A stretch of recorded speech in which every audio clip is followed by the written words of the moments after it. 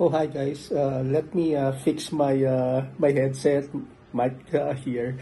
Welcome. This is the part two of chapter two, which is the measure phase. But before that, I'd like to greet my European friends, especially those in France and in Canada.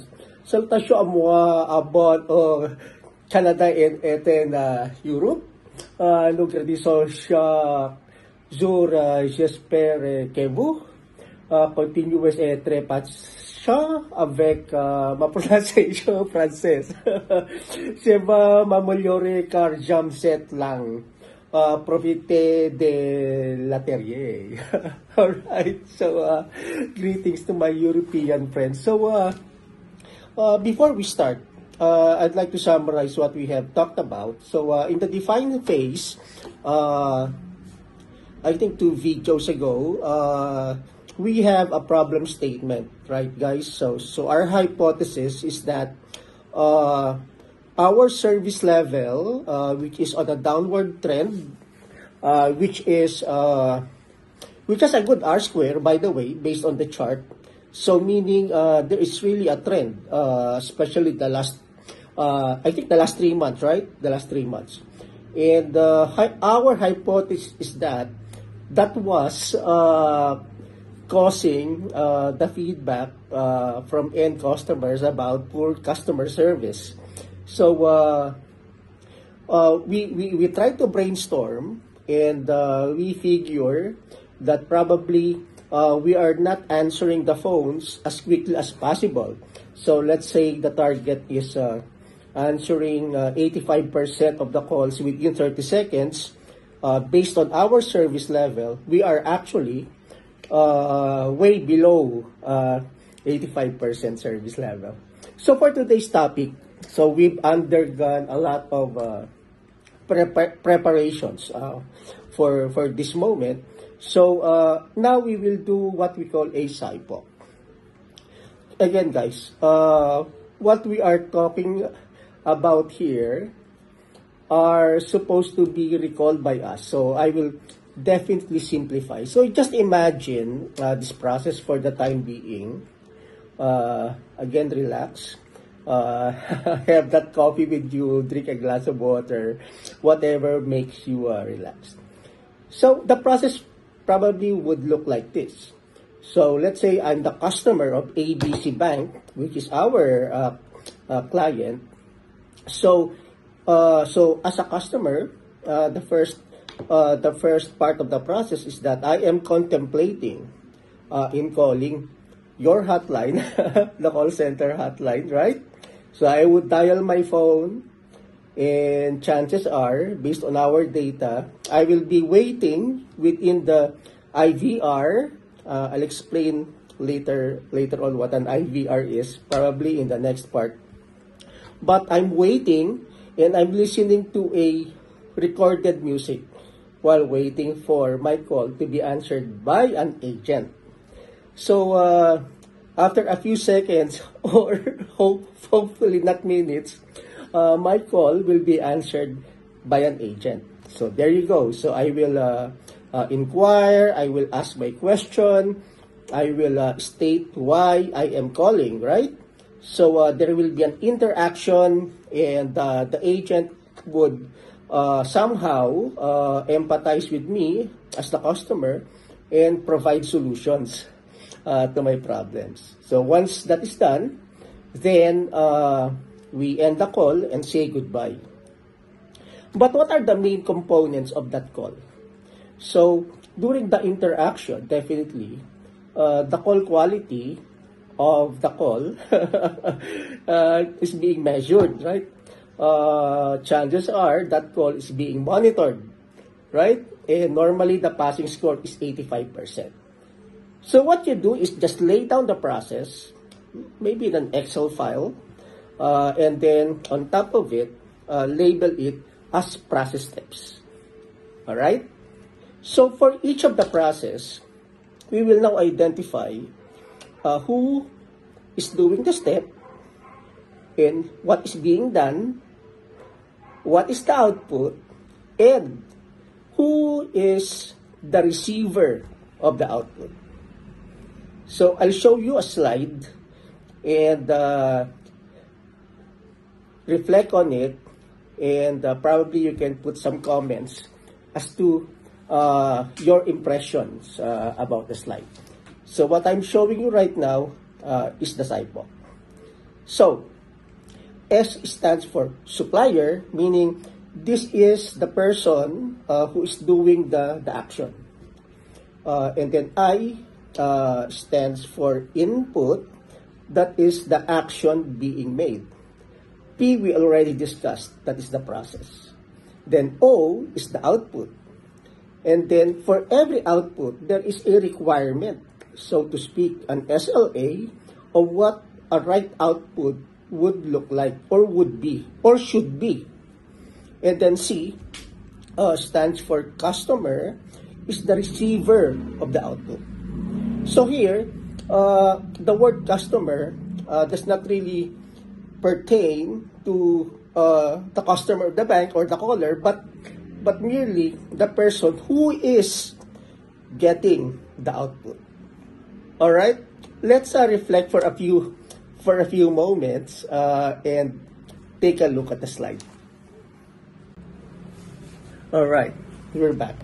So as you can see in the slide that I showed you, so the first step is the customer triggers a communication via call. So definitely the supplier, the person who will be doing that part of the process, is the customer or the caller. And the action is initiate. And then the output, definitely once it is initiated, there must be a communication methodology. So it could be initiated via a phone call, via a chat, an email, etc. So in this case, via a phone call. And definitely, the requirement for that output should be a user-friendly methodology of communication. And the person who will be experiencing that, or the receiver of the output, is our customer. So the customer is the customer himself, right? So if you try to look at each of the process steps, again, I'm showing you the slides. Then for each of the process step, there is a supplier, there is an input, definitely there's a process, there's an output, there's a requirement, and then the receiver of the output, right? So if you look at the lower portion on the requirement, you will see 85% on call quality, right? So it just means that the output is not just interacting or resolving the issue, but it has to satisfy certain parameters.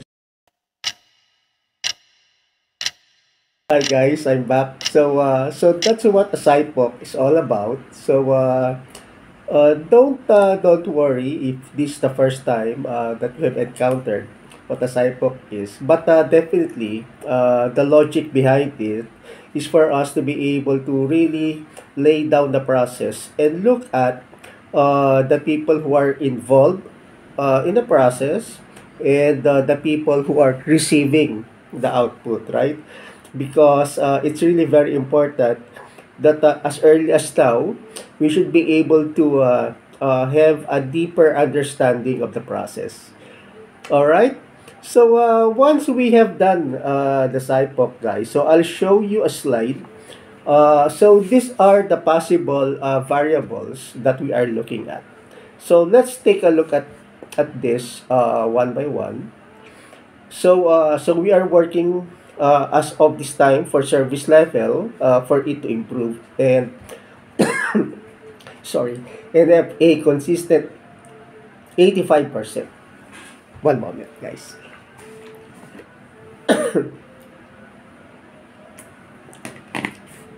Feels better. So these are the possible variables. So if you, as you can see, I now classified it as an X or independent variable, or the Y, which is the dependent variable. So just play along for now. So the x's that you can see, x1, x2 until x7, are the possible. It could be more than 7, guys. Possible root causes why our service level is trending downward. So it could be the week, maybe at certain weeks, some circumstances happen that are probably beyond our control, affecting service level. Maybe there was a typhoon and there's a lot of absences. So that's a possibility. And definitely absenteeism could impact our service level because if we do not have a sufficient number of agents to handle the volume, then definitely service level will be negatively impacted. And of course, if we have new agents, the number of newbies, right? Because they're still very slow, probably HT is very high, right? So, HT, average handle time, is also a factor. Same as maybe there are special causes. Maybe there's a new product that's being introduced, and the agents are not yet well versed in explaining what the products are. So average handle time might be impacted and service level is affected as well. Maybe there is downtime, phone downtime, and of course the volume. The higher the volume, the higher the probability that service level will be impacted, especially if the forecasted volume is below the actual volume. Alright, so take a look at this. And definitely, as yellow belts, you will be guided by green belts. So, these green belts are experienced enough in guiding you how to collect data. And on part 3, we will be talking about integrity of data, and that's very important, especially in the measure phase. So, let's take a pause right now. And I remember I mentioned about measure phase being the most important part of the 5 phases in the MAIC. So let's say you are buying medicines. Let's say the requirement for that medicine is 5 milligrams. So when you buy medicine from a reputable drugstore, when the label says 5 milligrams, you are 100% confident that you're getting 5 milligrams, because otherwise, if it is below, maybe the efficacy will not be sufficient to remedy the need, right? Or if it is beyond 5 milligrams, there could be some disastrous effect like overdose, etc. So that's why it's really very important that, especially in the manufacturing sector, that there is a measurement system analysis. It is the awareness that there could be probability of variation in the measurement system. Like for example, if you are selling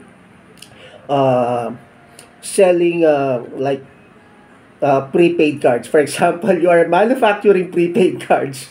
So just imagine if the size of that prepaid card is not standard, then some ATMs might not accept it, right? So there would be some problems involved. So it's really very, very important that there is accuracy when we measure things, right? Because again, it will also result to expenses, which is bad for business when we do have such variation in the measurement system. Like for example, if you are selling food products and the profitable weight of a certain product at a particular cost, and and the value that you sell it, let's say, is 10 grams, but because of inaccuracies in measurement.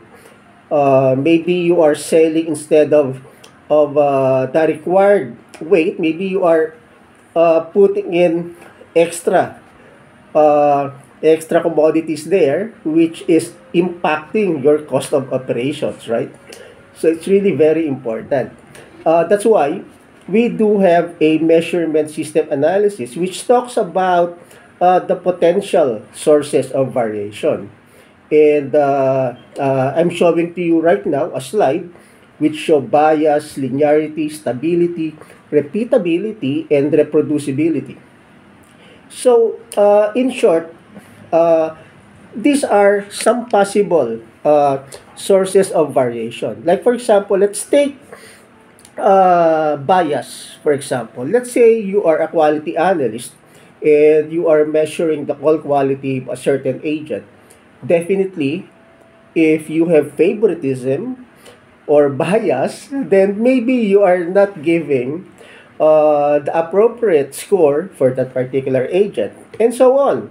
And if that inconsistency in the way you measure a certain output, then it goes on and on until such time that everything that you measure has has defects already, and that's linearity. And it's very important that when there is stability in the measurement system, it has to be accurate. Otherwise, you will have a stability in the defects. So meaning all of your measurements are defective. We also have this principle of repeatability, which is the measure of the differences in measurements done by the same operator. So let's say I am an operator and I am measuring this particular product, and then there's another sample that's being brought to me, and again I measure it. But if there is a defect on how I measure this by me, then there is an issue on repeatability.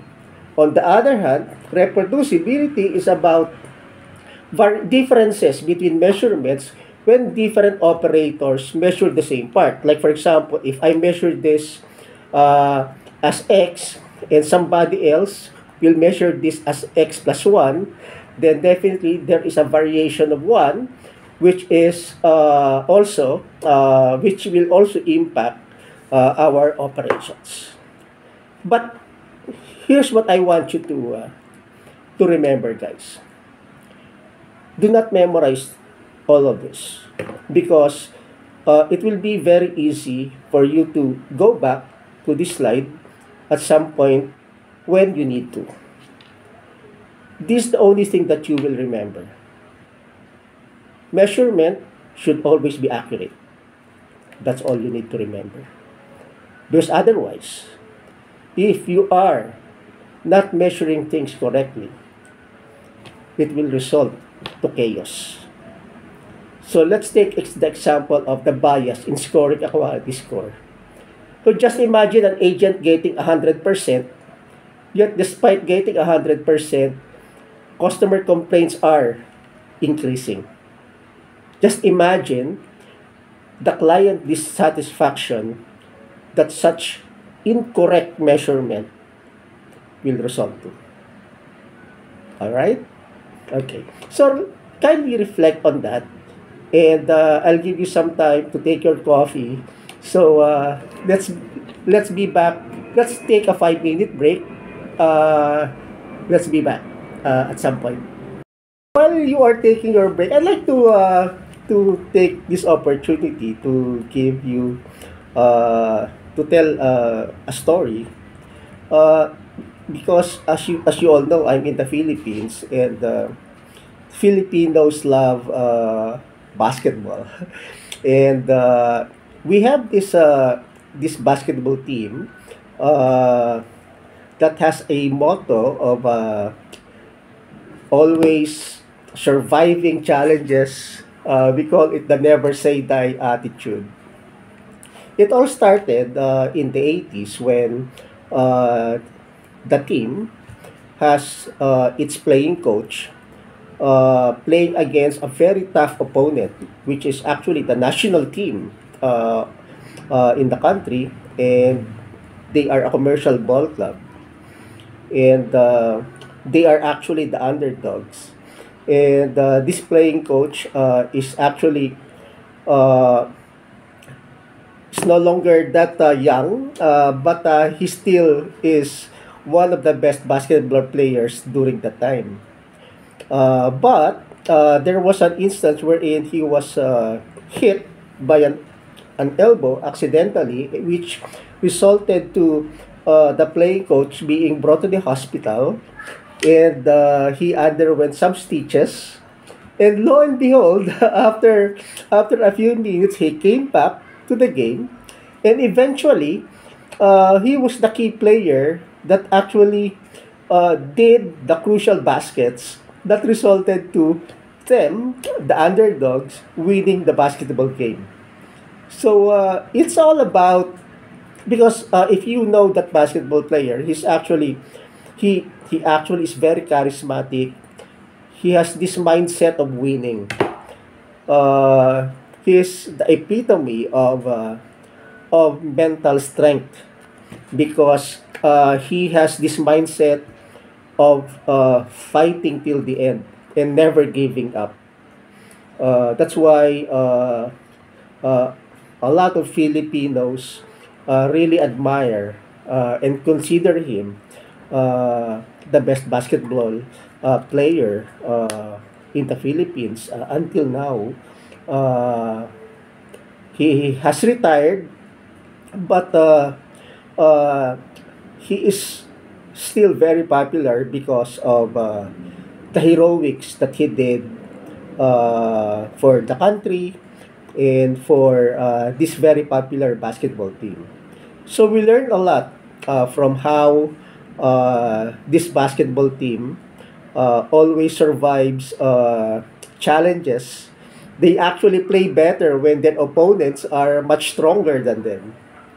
So I'd like to use that example because the bonus topic that I have is thinking and acting big. I think one important lesson that we can learn, not only from the story that I gave you, but also from other workshops, that in order for you to win, you have to expect to win. But definitely, there will be times that, especially in any sports or in any negotiations, that you will come empty-handed. But what's important is you are okay and you learn something out of it. And you will be able to use that lesson in your next negotiation, in your next game, for you to become a better person, for your team to become a better team in terms of meeting your uh, KPIs, and in terms of being profitable, and in terms of satisfying the requirements and even exceeding the expectations of the client. So I hope you learned something out of the story. And really, I've been advocating the billionaire's mindset, rising up early, and looking at challenges from a P&L point of view. Because that way, you think through those challenges with your logical brain. Because definitely, even if you worry, it will not help you in solving your problems. And by rising up early, exercising if you can, and having a grateful and forgiving heart will actually lead you to better opportunities, because people will like you, people will offer opportunities to you.